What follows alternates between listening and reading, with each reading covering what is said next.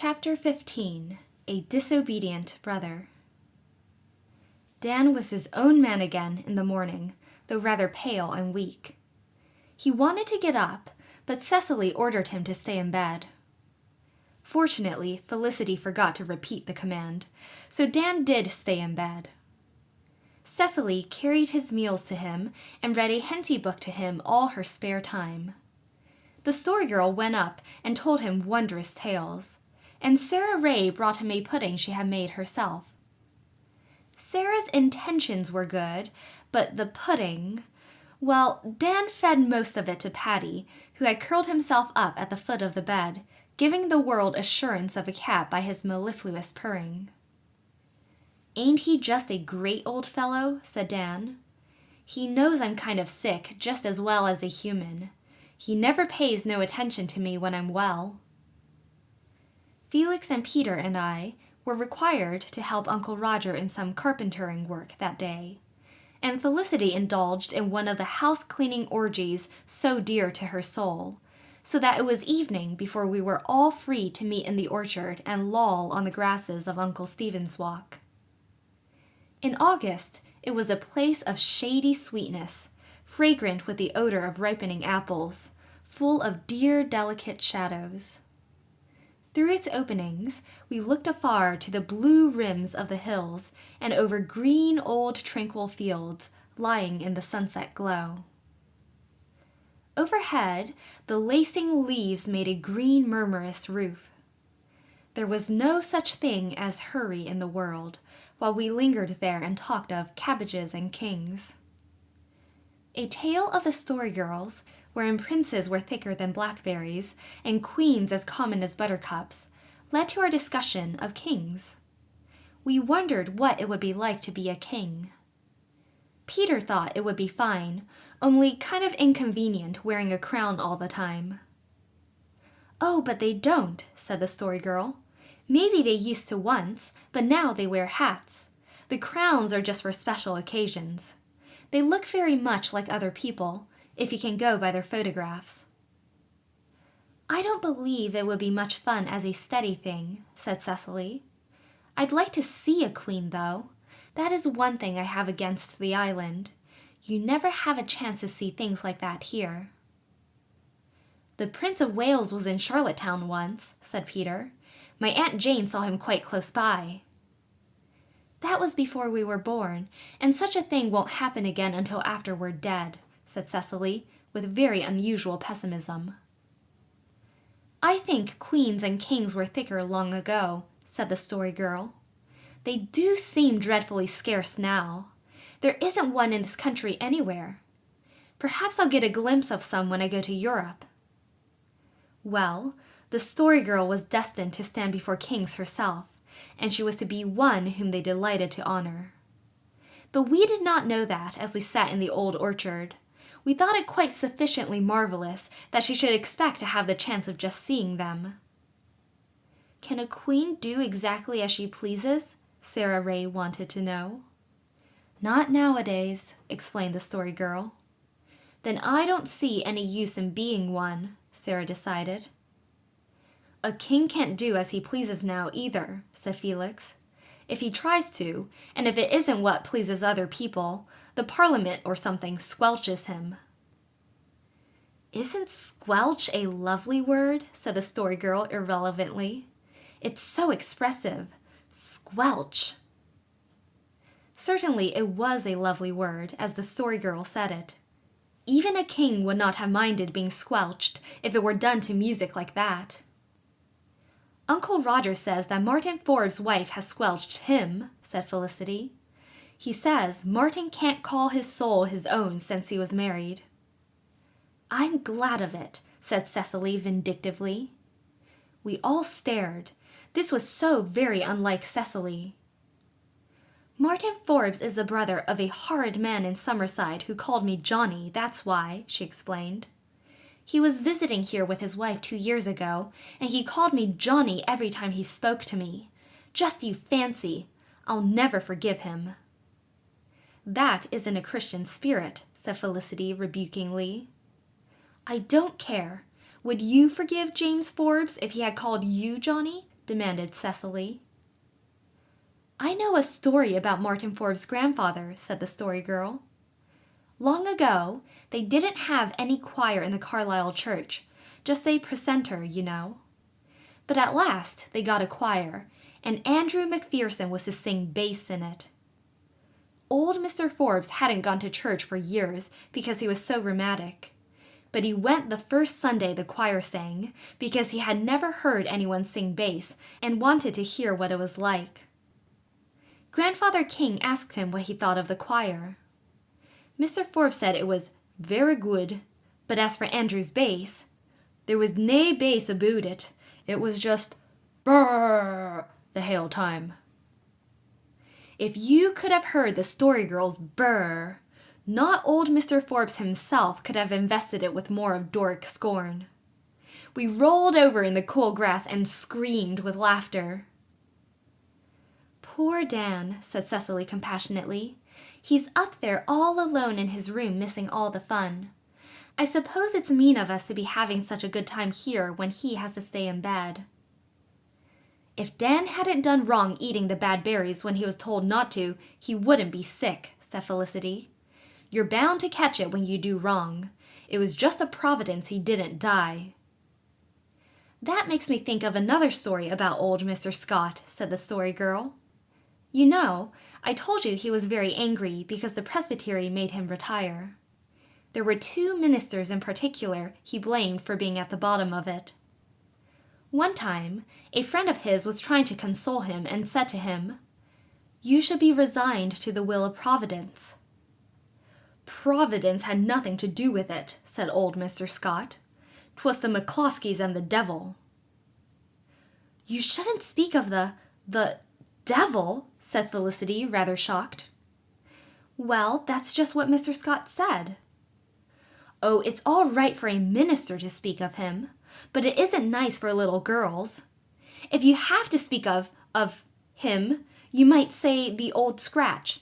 That is what Mother calls him. 'Twas the McCloskeys and the old scratch, said the Story Girl reflectively, as if she were trying to see which version was the more effective. It wouldn't do, she decided. I don't think it's any harm to mention that person when you're telling a story, said Cecily. It's only in plain talking it doesn't do. It sounds too much like swearing then. I know another story about Mr. Scott, said the Story Girl. Not long after he was married, his wife wasn't quite ready for church one morning when it was time to go. So just to teach her a lesson, he drove off alone and left her to walk all the way. It was nearly 2 miles, in the heat and dust. She took it very quietly. It's the best way, I guess, when you're married to a man like old Mr. Scott. But just a few Sundays after, wasn't he late himself? I suppose Mrs. Scott thought that what was sauce for the goose was sauce for the gander, for she slipped out and drove off to church as he had done. Old Mr. Scott finally arrived at the church, pretty hot and dusty, and in none too good a temper. He went to the pulpit, leaned over it, and looked at his wife, sitting calmly in her pew at the side. It was cleverly done, he said, right out loud, but dinna try it again. In the midst of our laughter, Pat came down the walk, his stately tail waving over the grasses.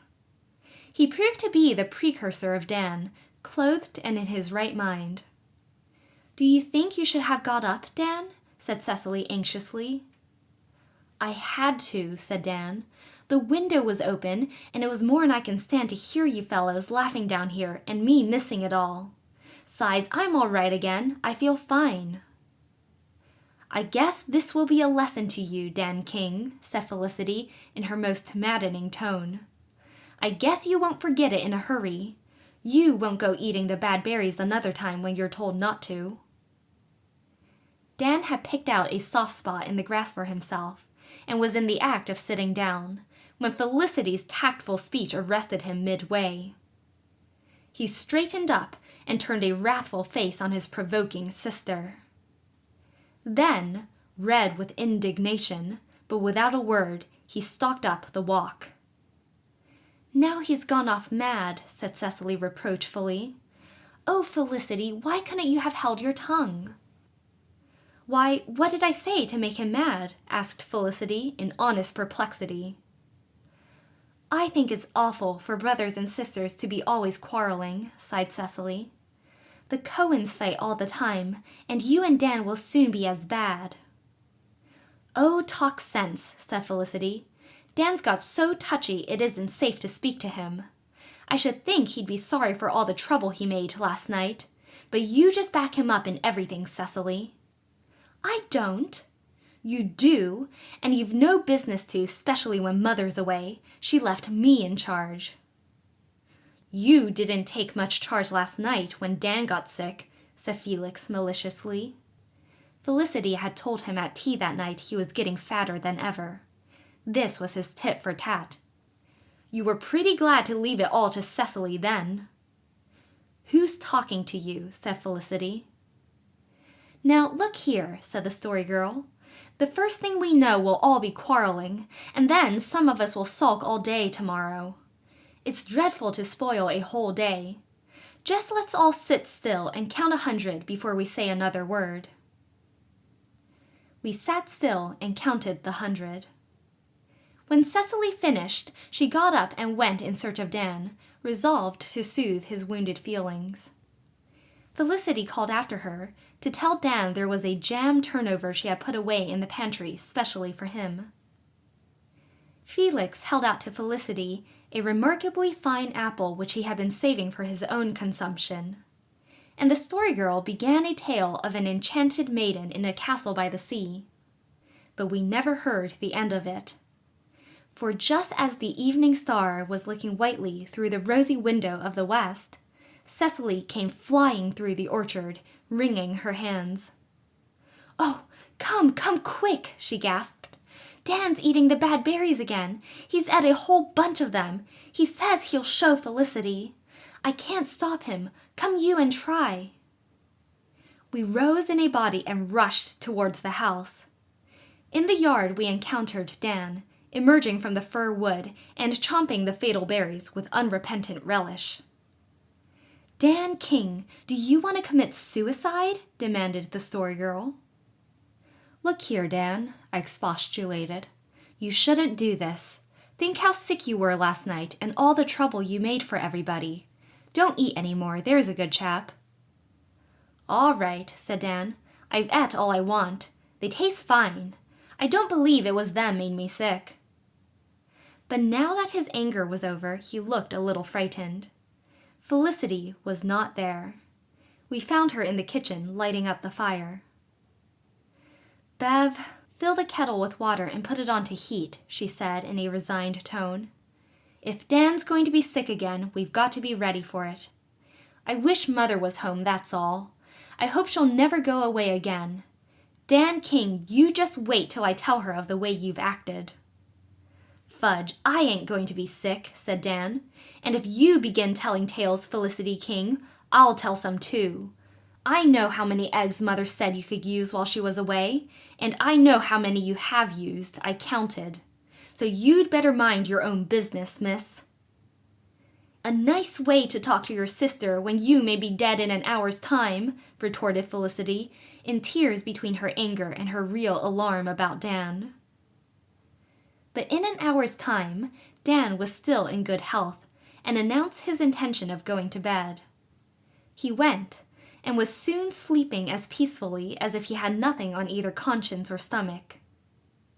But Felicity declared she meant to keep the water hot until all danger was past, and we sat up to keep her company. We were sitting there when Uncle Roger walked in at 11 o'clock. What on earth are you young fry doing up at this time of night? He asked angrily.